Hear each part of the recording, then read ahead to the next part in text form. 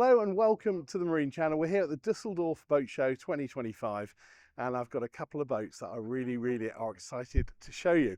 I'm going to do them separate walkarounds, but we're on the Astondoa stand, which is Spanish boat builder, and the first one we're going to look at is this. It's the 377. Now I'm going to just walk you up the side of this boat because there's a really interesting story about this, and it's the fact that this boat's profile was inspired by the shape of a whale, in a good way. And I think when you see it here, you can see where that inspiration has come from. It's an incredible looking boat. Aha, right, okay, I'm with the man here that's looking after them. There you go, yacht cleaner, fantastic. Well, compliments to you. The boat is a used boat. It's, I think, a couple of years old, 2022, and yet it looks absolutely gorgeous. Yes. So well done. Yeah. Where you from come? From the Marine Channel, so from England. Yes. Yeah. So we'll feature this boat on our channel. But well done. It looks fantastic. Something is fantastic. We'll go there as well. There you go. Well, there you go. That's the guy that makes these boats look fantastic. That's a never-ending job at a show like this. But look at this. What an incredible looking boat. So a little bit about the boat builders themselves. It's a Spanish brand. They've been building boats for 100 years, and the business has been passed down through the family, and it's still family owned and family run. And they do absolutely everything in-house. So we'll talk a little bit about the teak, but everything you see, the stainless steel, the teak, the cabinet making, the whole 9 yards is all done in-house. And that means that they can do kind of semi-custom builds as well. When we look on the larger boat, we'll be able to point out some of that stuff. The craftsmanship on this boat is really outstanding. Just want to show you this as well. This is the configurator they've got on the stand here, and you've got down here, you can change the colour of the boat. There you go. If you want it in gold, something a little bit more moody, anthracite. How about that? It's almost like a Tiffany baby blue, dark blue. I could be here all day. And there you go, in red. How stunning is that? But anyway, let's jump aboard and show you around. So the model's called the 377. It's 37 feet long, which translates into 11.6 meters.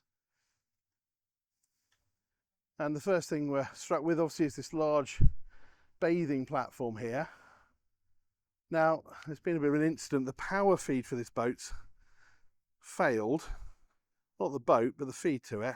So what we're looking at here, this section here under the sun pad, it will actually lift up, and got a big storage area there. So we'll try and drop a shot in for you so you can see how large that is, but we can't do it at the show because obviously we haven't got any power to it and the batteries have now run out. But there you go, that's what happens at boat shows after a few days. Access either side here. So up onto the teak deck. And then we've got this very sociable kind of cockpit area. All of this is solid wood. And then, as is typical with these, this backrest can kind of flop down, and then you can have more sun pad, or you can have a little bit more seating room there. But you can see the view out the back is absolutely gorgeous.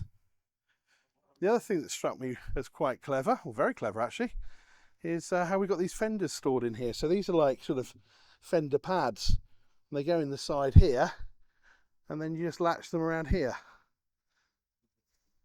Seen these kind of cleats before. You can lift those up and you can drop them down, but what it does is the overall effect is incredibly clean around the sides of the boat. It looks absolutely gorgeous. One of the other things I've been told is they use 12mm thick teak. So a lot of boat builders will use a thinner gauge, 6mm or so. This is 12mm all the way around.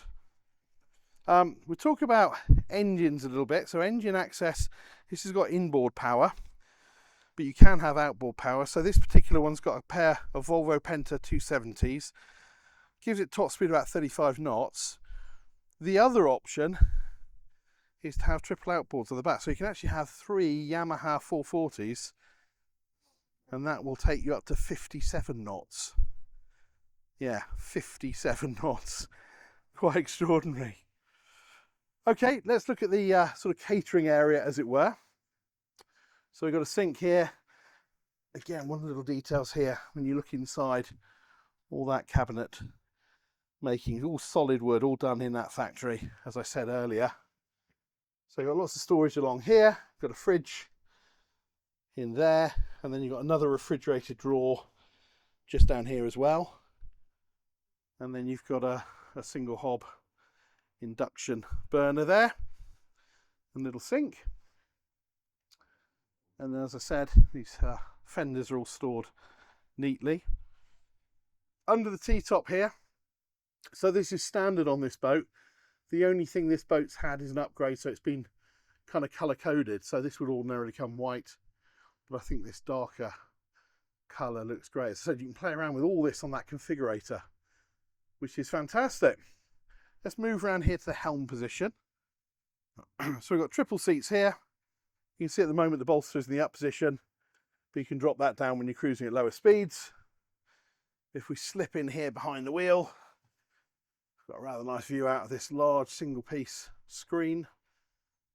So no power on this boat at the moment, so we can't see the multi-function displays. We've got twin Volvo Pentas, we've got joystick control, and of course we've got a bow thruster as well.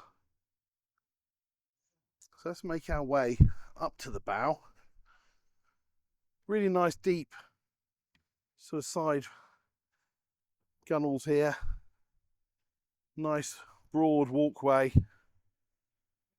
And then you might have noticed when we were looking at the bow, the anchor storage system is all hidden. So anchor's in underneath here, and the lines are very, very clean. When we want to deploy that, the front will open up and that'll pop out. Very swish. And then let's just take a little view back there. Massive sun pad at the front here. Talking to the lady Olga, who was on the stand. She was saying that it's a very, very sociable boat. They've had kind of 10, 12 people out on one of these, and everybody finds a space. Lovely looking thing. Now, I'm going to lift this up because, as I mentioned, excuse me, as I mentioned, we haven't got any power on the boat. So when we go downstairs, we're going to be desperately lacking light. So this is obviously an escape hatch. With that cushion in place, that's going to be covered up. But hopefully that'll give us just enough light for our camera to do its magic and give you an idea of what's down below.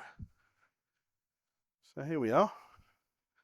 And if we do it slowly, hopefully, the camera will work out how to cope with this lack of light. But we will see. It's pretty dim, but hopefully I can drop in some other interior shots. All this cabinetry again, it's this kind of blanched oak finish here. All that's done. All the cabinet, all the woodwork, everything is done in-house, obviously. Systems panel there. And then hopefully the camera can pick up a little bit of light, just enough to give you an idea of this decent size double.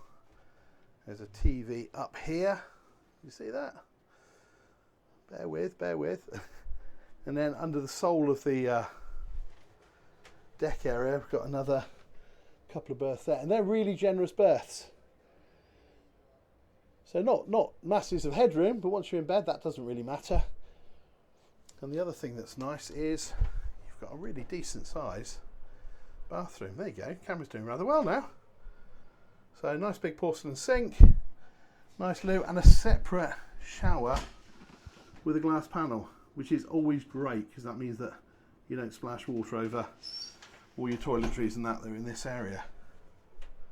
So good two berth, but also those extra berths down there. So 4 berths comfortably. If you've got kids, then they're going to be happy down there. There's no divider. I guess you could work out some kind of curtain or something, I don't know. But certainly if you're a family, that wouldn't matter anyway. And if you're good friends, that probably wouldn't matter either. So there we go. So what do you think? I think she's lovely. I love the story about the shape being inspired by the profile of a whale. And it really does feel a very, very sociable, open boat with outstanding quality. If you're thinking about prices start at about 430,000 euros plus VAT. Obviously you'll then want to add a few options. That's with the standard Volvo Penta 270 inboards. If you go for a fully spec'd, you know, tick every box and go for the triple 440 horsepower Yamahas, you're up around 750,000 euros plus VAT. But you're still the right side of $1 million. So there you go. Hope you enjoyed the tour. Sorry about the lack of light downstairs. We'll drop some photos in. We will have dropped some photos in by the time you see this, hopefully. But I think it's a lovely boat. Let us know what you think. If you haven't subscribed, please do so. Like, share, comment, all that kind of good stuff. It's why we do it, and that really helps the channel as well. So thanks very much, and we'll see you on the next one. Bye-bye.